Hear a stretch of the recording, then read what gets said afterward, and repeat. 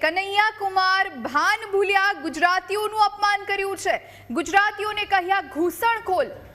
મલ્લિકાર્જુન ખડગે બાદ કનૈયા કુમારનો વાણી વિલાસ જોવા મળ્યો છે। ગુજરાતીઓનું ફરી એકવાર અપમાન થયું છે। આ પહેલા કોંગ્રેસના રાષ્ટ્રીય અધ્યક્ષ મલ્લિકાર્જુન ખડગે દ્વારા ગુજરાતીઓને અભણ અને મૂર્ખ કહેવામાં આવ્યા હતા, જો કે પછી પેટ ભરીને તેઓ પસ્તાયા હતા, માફી પણ માંગી હતી। આ વાત પરથી સબક લેવાની જગ્યાએ ફરી એકવાર કનૈયા કુમાર ભાન ભૂલ્યા છે। આપણી સાથે આઉટપુટ એડિટર જીગર ફોન લાઈન પર જોડાયા છે। જીગર, ગુજરાતીઓનું ફરી એકવાર અપમાન કરવામાં આવ્યું છે, ગુજરાતીઓને ઘૂસણખોર કહેવામાં આવ્યા છે, આખું નિવેદન શું છે? કનૈયા કુમારે શા માટે આવું કહ્યું?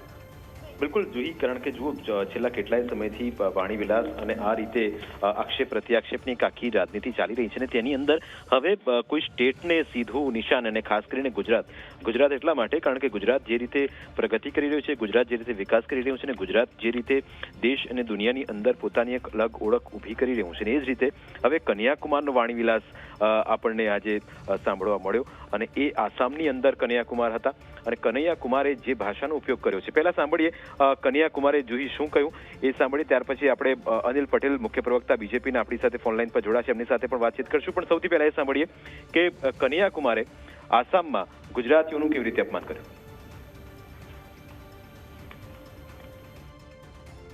बड़ा घुसपैठिया गुजरात से आया है, हेमंता विश्व शर्मा के साथ उसको भी यहाँ से भगाने का जरूरत है कि घुसपैठिया का मुद्दा है। हम बोले सबसे बड़ा घुसपैठिया गुजरात से आया है, हेमंता विश्व शर्मा के साथ उसको भी यहाँ से भगाने का जरूरत है कि घुसपैठिया का मुद्दा है। हम बोले सबसे बड़ा घुसपैठिया गुजरात से आया है, हेमंता विश्व शर्मा के साथ उसको। આપણી સાથે ભાજપના મુખ્ય પ્રવક્તા doctor Anil Patel phone line પર જોડાયા છે, અને સાથે અમારા આઉટપુટ એડિટર જીગર પણ જોડાયેલા છે। અનિલભાઈ, સ્વાગત છે આપનું ન્યૂઝ કેપિટલમાં। ફરી એકવાર ગુજરાતીઓનું અપમાન થઈ રહ્યું છે। આ પહેલા ખડગે દ્વારા અપમાનિત કરવામાં આવ્યા ગુજરાતીઓને, મૂર્ખ અને અભણ કહેવામાં આવ્યા, અને ફરી એકવાર વાણી વિલાસ કનૈયાલાલનો ઘૂસણખોર આ વખતે કહેવાયા છે। સૌથી પહેલા આપની પ્રતિક્રિયા। જો કોંગ્રેસના નેતાઓની રાજનીતિ એ ગુજરાત અને ગુજરાતીઓનું અપમાન કરવા માટે ટેવાયેલી છે, એનું કારણ છે કે કોંગ્રેસના બધા જ નેતાઓ, પછી એ શ્રીમાન ખડગેજી હોય કે કનૈયા કુમાર હોય કે કોઈ બી હોય, આ બધા જ લોકો રાહુલ ગાંધીની નિશાળમાં ભણતા વિદ્યાર્થીઓ છે। એટલે એ પરંપરાગત રીતે રાહુલ ગાંધી જે રીતે ગુજરાતીઓનું અપમાન કરવા ટેવાયેલા છે, એ જ રીતે આખું કોંગ્રેસનું નેતૃત્વ ગુજરાતીઓનું અપમાન કરે છે, નંબર 1।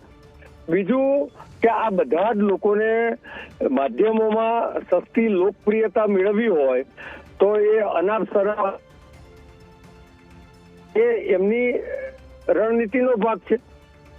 ત્રીજું કે એમને રાહુલ ગાંધીની નિશાળમાં એક સારું લેસન મેં કર્યું છે એવા વિદ્યાર્થી સાબિત થવું હોય તો રાહુલ ગાંધીની યોજના પ્રમાણે ગુજરાત અને ગુજરાતીઓ, એમાંય ખાસ કરીને આદરણીય નરેન્દ્રભાઈ અને અમિતભાઈને ગાળો દેવી, તો ગુજરાત અને ગુજરાતના સૌ નાગરિકો આ જાણે છે, અને મને ચોક્કસ ખાતરી છે કે આવનારા સમયમાં આ જે પ્રકારના અપમાન ગુજરાતીઓના થઈ રહ્યા છે એ ગુજરાતીઓ આંગળીના ટેરવે ઈવીએમનું બટન દબાવીને જબરજસ્ત અને જડબે સલાક જવાબ આપશે।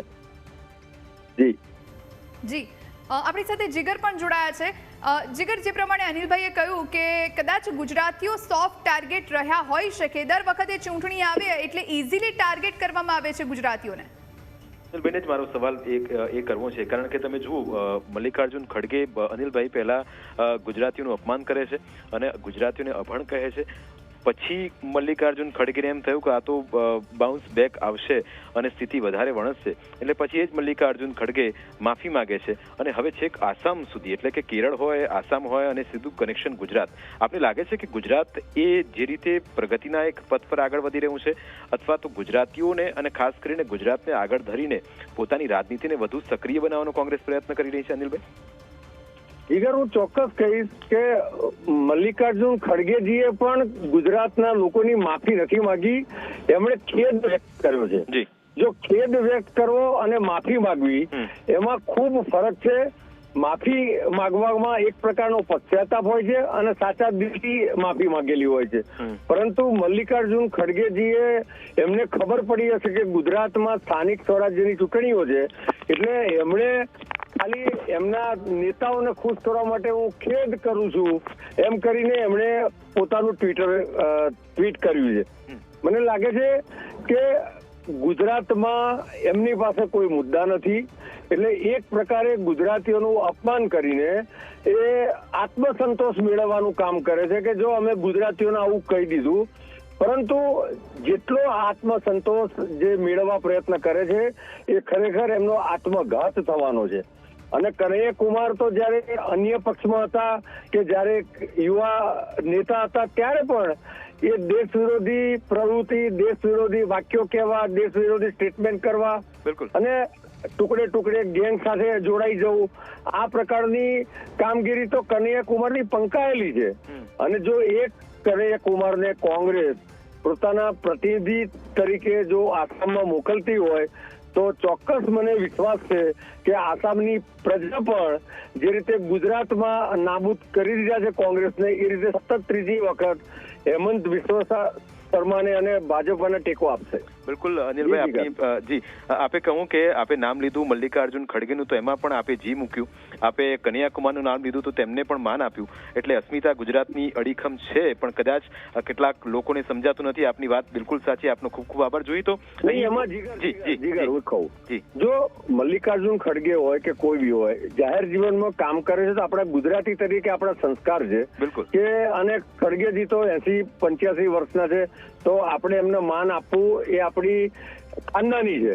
અને દરેક ગુજરાતીની આ ખાનદાની છે. તમે ગુજરાતના કોઈ પણ નેતાને ક્યાંય બી કોઈ પણ રાજ્યમાં જાય તો ક્યારે આ પ્રકારનું અનાપ શનાપ બોલતા હોય એવું ક્યારેય નહીં જોયું હોય. અને આપણાથી મોટી ઉંમરના વડીલ છે અને કોંગ્રેસના પ્રમુખ રહ્યા છે, લાંબી રાજનીતિક કેરિયર પણ છે.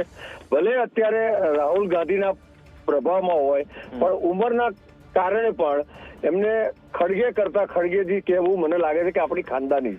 બિલકુલ બિલકુલ. આભાર અનિલભાઈ અમારી સાથે જોડાવા બદલ. તો જોઈ અનિલ પટેલ હતા અને તેમણે કહ્યું કે રાહુલ ગાંધીની પેટર્ન સાથે કોંગ્રેસના નેતાઓ ચાલી રહ્યા છે, પણ અહીં અપમાન ગુજરાતીઓનું કરવામાં આવ્યું અને સતત એક સિલસિલો તમે જુઓ કે ચાલુ છે. અને અહીંથી મોટી વાત એ છે કે આ મુદ્દે જ્યારે આસામની ચૂંટણીની વાત હોય અથવા તો હેમંત બિસ્વાને ખદેડવાની વાત હોય, આ તરફ કેરળની અંદર જે આક્ષેપ પ્રત્યાક્ષેપ થયા અને પછી ગુજરાતીઓ ઉપર ટાર્ગેટ કરવામાં આવ્યો, એટલે કે ઓવરઓલ ઇલેક્શન અને ઇલેક્શનનો જ્યારે માહોલ છે એ સંદર્ભમાં જ્યારે આક્ષેપો થઈ રહ્યા હોય ત્યારે ખૂબ જ ગંભીર બાબત કહેવાય. અને ખાસ કરીને ગુજરાતીઓને સીધી રીતે ટાર્ગેટ કરવાનો જે સિલસિલો શરૂ થયો છે, કદાચ એ નવી રાજનીતિનો એક ભાગ હોઈ શકે અથવા તો પહોંચી ન વળાતું હોય તેવું બીજેપીનું જોઈ કહેવું છે. આભાર આપનો, આપ અમારી સાથે જોડાયા એ માટે. તો કનૈયા કુમાર ભાન ભૂલ્યા હોય એવું જોવા મળી રહ્યું છે. ગુજરાતીઓનું અપમાન કર્યું છે, ગુજરાતીઓને ઘૂસણખોર કહેવામાં આવ્યા છે. મંચ પરથી તેમણે ગુજરાતીઓને ઘૂસણખોર કહ્યા છે. મલ્લિકાર્જુન ખડગે આ પહેલા પ્રજાને અભણ અને મૂર્ખ કહી હતી, ગુજરાતીઓને મૂર્ખ કહેવામાં આવ્યા હતા. ત્યારે સમગ્ર મામલે કોંગ્રેસે મૌન સાધ્યું છે. ગઈ વખતની જેમ આ વખતે પણ કોંગ્રેસ કંઈ બોલવા તૈયાર નથી. ન્યૂઝ કેપિટલે સતત ફોન કર્યા છે કોંગ્રેસના તમામ જે નેતાઓ છે તેમને આ નિવેદનને લઈ, અને કોંગ્રેસના નેતાઓ જાણે કંઈ જ બોલવા માટે તૈયાર નથી. અને બોલે તો શું બોલે, કારણ કે તેમની પાસે કદાચ બોલવા માટે કંઈ છે નહીં, કારણ કે તેમના જ ઉચ્ચ નેતાઓ સતત ગુજરાતીઓનું અપમાન કરી રહ્યા છે. અને પોતે પણ જ્યારે ગુજરાતમાં જ રહે છે, પોતે પણ ગુજરાતી જ છે, ત્યારે એમનું પણ સન્માન ગવાવવું જ જોઈએ ગુજરાતી તરીકે. ન્યૂઝ કેપિટલ સતત આ મુદ્દે ફોન કરી રહ્યું છે કોંગ્રેસના તમામ જે નેતાઓ છે તેમની સાથે વાતચીત કરવા માટે, તેમની પ્રતિક્રિયા લેવા માટે, પરંતુ કોંગ્રેસે આ મુદ્દે મૌન સાધ્યું હોય એવું જોવા મળી રહ્યું છે. આ પહેલા જ્યારે મલ્લિકાર્જુન ખડગેજીએ પણ આ મુદ્દે જ્યારે અપમાનિત કર્યા હતા ગુજરાતીઓને, મૂર્ખ અને અભણ કહ્યા હતા, ત્યારે સૌ કોઈ ચર્ચા કરી રહ્યા હતા, પરંતુ એ વખતે પણ કોંગ્રેસના નેતાઓ કંઈ જ બોલવા માટે તૈયાર નહોતા.